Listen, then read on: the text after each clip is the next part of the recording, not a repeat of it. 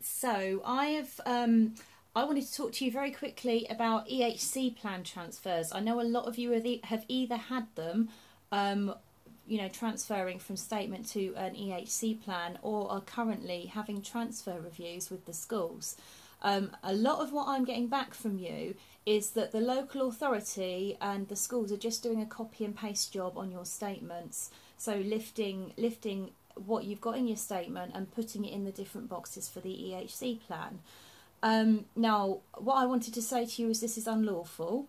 Every child that transfers from a statement to an EHC plan should have a full assessment, a full EHC assessment. The reason that this is important is because the statements are very, very different to EHC plans. They have different sections. They have a section, they're broken down into cognition and learning, sensory and processing, community independence, things like that.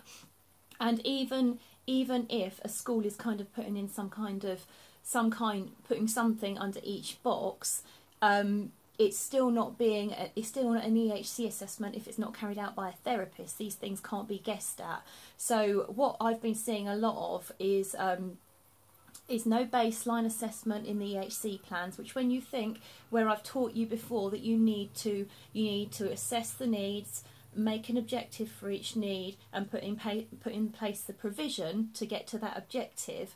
If you have no baseline assessment of where your child's at, how can you measure that? It doesn't make any sense. Now, the bit of law that you need to quote, because even the Senkos are struggling with this one because they believe what they're being told by the local authority caseworkers.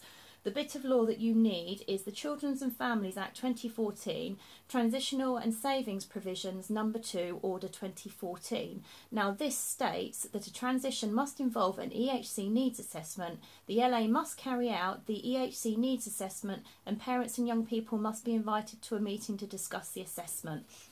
So I'll try and put that underneath in the comments section for you. If any of you are having problems with this, please contact me direct, because actually when you speak to the EPs and you speak to SITs, they seem to be generally unaware that they have a duty to carry out these assessments too. There is a form that I can put a link to underneath here in the comments section that will take you to the appeal form for an EHC assessment appeal.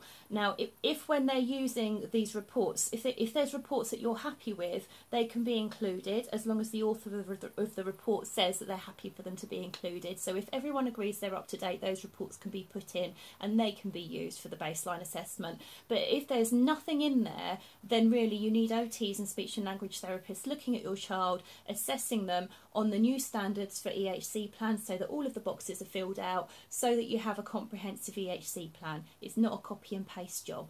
Okay, over and out.